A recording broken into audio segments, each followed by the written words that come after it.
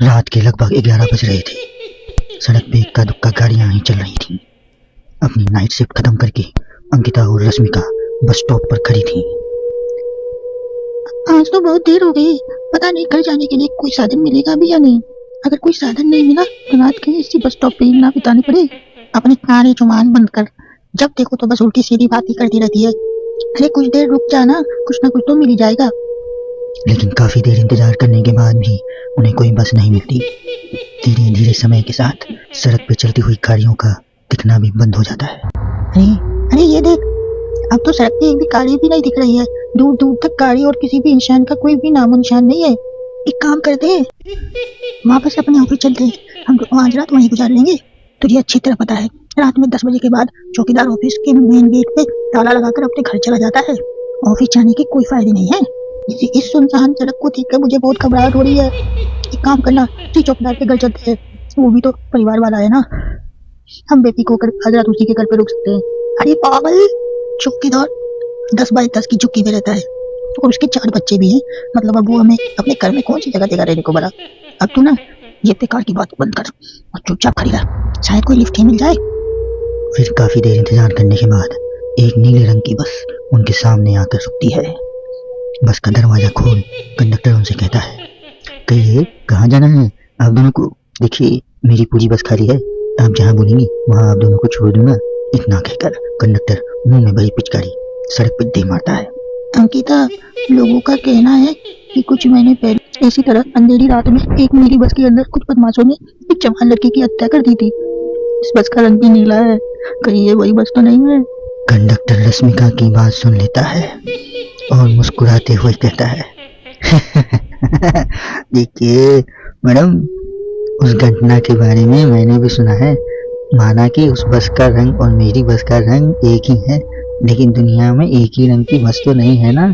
ये तो बस एक इत्तेफाक है। देखिए हमारी बस में एक मैडम पहले से ही बैठी हैं, आप देख सकती हैं। अंकिता गर्दन उठा के देखती है तो बस के पीछे वाले हिस्से में एक लड़की कंबल ओढ़े बैठी हुई थी। सही बोल रहे हैं भैया, बस में पहले से एक लड़की बैठी है। चलो हम भी बैठ जाते हैं, वैसे भी बहुत देर हो गई है। अरे रुकना, रुक जाना अंकिता, मुझे बहुत डर लग रहा है।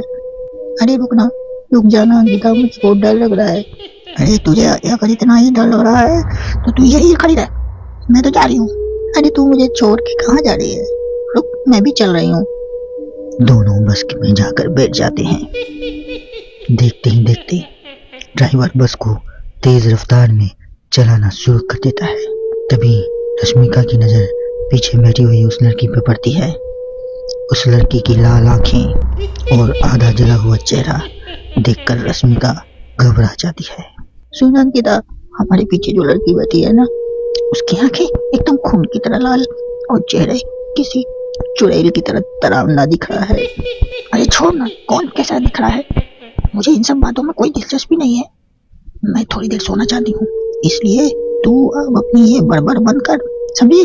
बेफिक्र होकर अंकिता अपनी आंखें बंद कर नींद की झपकी लेने लगती है। बस तब तक घने जंगल वाले रास्ते में पहुंचती है। चारों तरफ गहरा अंधेरा था और जंगली जानवरों की आवाजें रश्मिका को और भी ज्यादा डरा रही थी।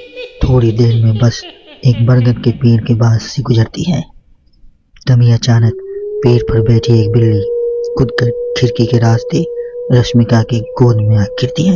हाँ मर गई, अरे मर गई, अरे कोई तो बचा लो, अरे मर गई, कोई तो बचा लो। रश्मिका के चिल्लाने से अंकिता की आंख खुल जाती है और वो भी घबराकर इधर उधर देखने लगती है। तभी पीछे वाली सीट पर बैठी लड़की उठकर रश्मिका के पास आती है और बिना कुछ कहे उस बिल्ली को रश्मिका के गोद से उठाकर उसे सहलाते हुए अपने गोद में ले लेती है और वापस अपने सीट पे जाकर बैठ जाती है। अरे रश्मिका, तुम तो बहुत ही ज्यादा डरपोक है, जरा सी बात पे डर जाती है। मैं कल से अकेले ही सफर करूंगी। अरे मैं क्या करूं, वो बिल्ली अचानक मेरे गोद में आ गिरी। अपनी बकवास बंद कर और मुझे चैन से सोने दे, समझी? इस तरह रश्मिका को डांट कर अंकिता फिर से नींद की झपकी लेने लगती है। तभी अचानक एक झटके से ब्रेक लगाकर ड्राइवर बस को रोक देता है। रश्मिका खिड़की के बाहर झांक कर देखती है तो उसे सड़क के किनारे एक काला आदमी खड़ा दिखाई देता है।